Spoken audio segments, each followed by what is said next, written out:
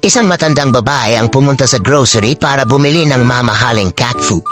Pagdating niya sa cashier, ay pataray siyang kinausap nito. "Ma'am, pasensya na po. Di po kami basta-basta nagbebenta ng cat food na yan. Kailangan po namin ng patunay kung may pusa po talaga kayo." Umuwi ang matanda at kinuha ang kanyang pusa. Bumalik siya ng grocery at saka lang siya pinagbilhan ng cashier. Kinabukasan, bumalik ang matanda sa grocery at kumuha ng mamahaling dog food. Pagdating niya sa cashier, ay kinausap siya ulit nito. "Ikaw na naman?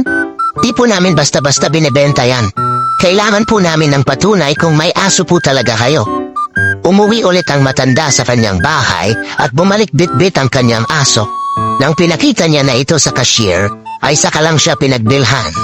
Sobrang naiinis na ang matanda sa ugali ng cashier, kaya sa sumunod na araw, bumalik ang matanda na may dalang kahon.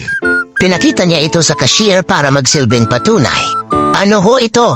Pataray na tanong ng cashier. Ipinasok ng cashier ang kamay niya at may bigla siyang nahawakan.